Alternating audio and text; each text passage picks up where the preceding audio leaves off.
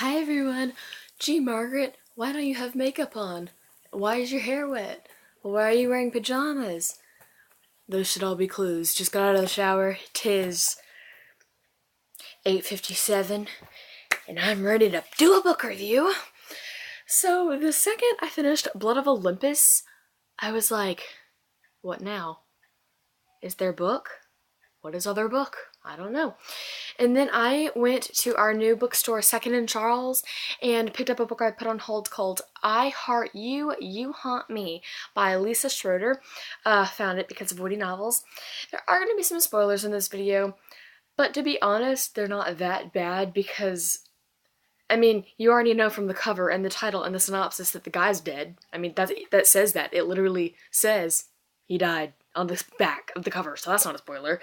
So, I mean, I guess you should probably go if you haven't read it, but I just want to get some details down of what I really liked about it because I loved this book. Please go read it. Please. It's about this girl named Ava whose boyfriend has died. And, you know, it's just her going through all that. And it's a book written in verse, so I read it in 2 hours. Like, literally, I flew through it. It was tiny. I marked it as currently reading on Goodreads, and then 2 hours later, I'm like, well, I'm done. So go read it, super good. Okay guys, so let's get on to the real review. I absolutely, that is the most amazing writing style I think I've dealt with in a long time. John Green is perfect. Rick Riordan is hilarious. You know, everybody, Cassandra Clare is funny and sassy. Everyone has their own thing. Lisa Schroeder, you have got beauty. You get beauty. That was such a beautiful and touching story. Oh, by the way, I don't have the book because, I went to Megan's last night and I finished it and I'm like, you keep this and you read it. And she just finished it too. Go follow her on Goodreads too, at Meg Durpum, I think. I don't even know. Meg Durpum, I think that's what it is. But, you know, she read it. We both loved it. It was so touching. Like, the whole time I was like, her boyfriend's dead, and I'm like, this is why love hurts, kids. This is why love hurts. But, you know, I really like some different elements that Lisa Schroeder put in there. I liked how she didn't make Ava always seem like she was fine. That's how a lot of things happen. Like, someone really close to a character will die, and they'll be like, yeah, no, I'm fine, I just miss him. Now, Ava was like that sometimes, but of course, whenever Jackson, is that his name? Yeah, Jackson.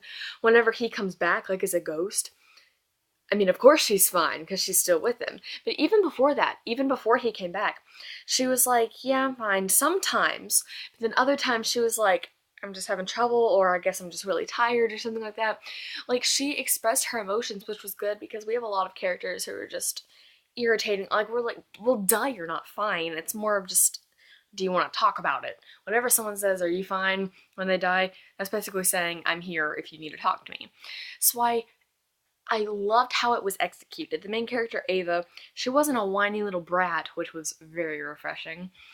And I loved how close she was to her friends.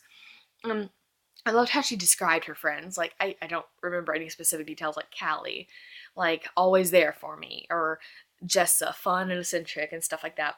I thought that was really sweet how much she cared for her friends and how much she realized, like any other female character probably wouldn't have done, her boyfriend said, oh my god, the entire world around me has crumbled. It is no longer existent.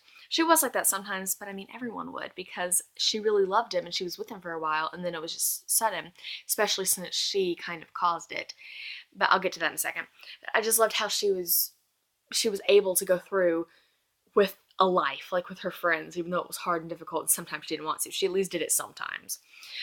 But getting about how she killed him by daring him to jump off. Okay, first of all, this is why I don't play Truth or Dare. Second of all, I thought that she was having a case of survivor's guilt, which I also read in Mara Dyer, how there's an accident or something where there's more than one person, like, for example, a driver of a car who's driving 3 of their friends around. They get into a wreck, the person driving the car, and then all of the other people die, all of her friends, but then the driver is alive. And this is an actual psychological problem called survivor's guilt or post-traumatic stress disorder, but it's it's mainly survivor's guilt because like, why was it them? Why couldn't I go? If they had to go, what about me? You know, so I felt like she was experiencing that because she's like, why wasn't it me that jumped off? Why did I do that? She was having real conflicting emotions, and she wasn't just a whiny little brat sitting there like, oh my gosh, she's dead. She's like thinking long and hard about this. But, you know, that was really, really sad, and I don't know how she carried on. There's so many whiny little girls out there in fiction today, like Bella. But like Ava, she was like, you know, this is horrible. I would not be able to function. How I was saying about all these whiny girls, in this case I would be a whiny girl. Like, oh my gosh, I killed my boyfriend.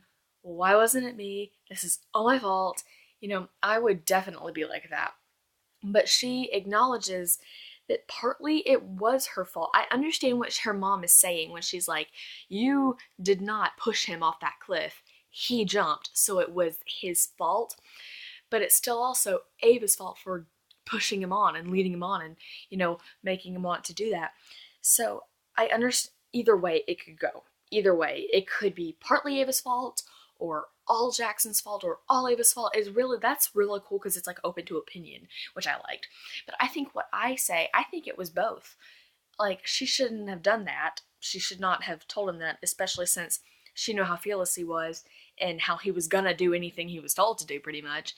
But then he also shouldn't have done that. He shouldn't, because, I mean, he didn't think about consequences, but you're young and in love, you know? But you couldn't see that, but I lifted my hands up, but I was out of frame. Anyway, their romance was so sweet. Whenever we had flashbacks, I'm like, oh, it was just so cute. And then Lyric, whenever he came, I'm like, nah, no. No, no, no, no, no.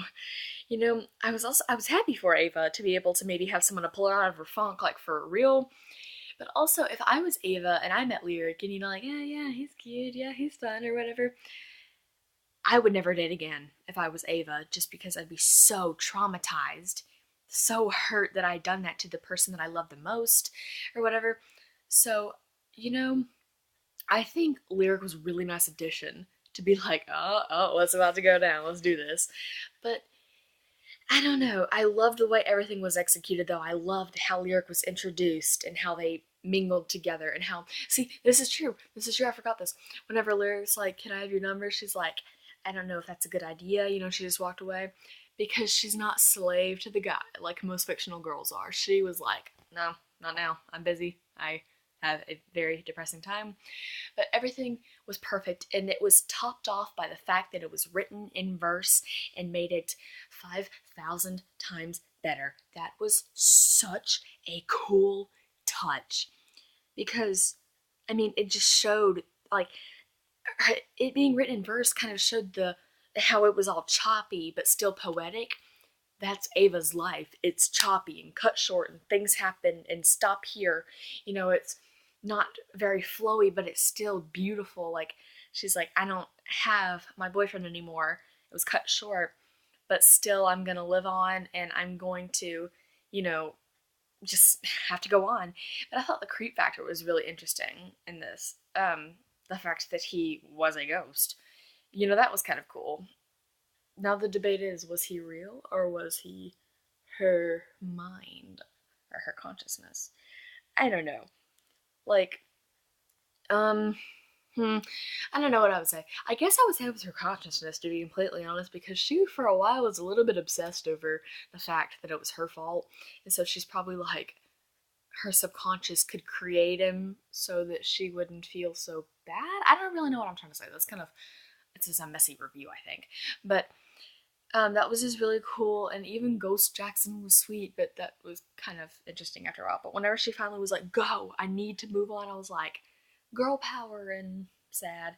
It was just such a mixture of emotions, and it was beautiful and perfect. 5 stars. I absolutely loved it. Thank you guys so much for watching. Like, subscribe, comment. Thank you. Bye.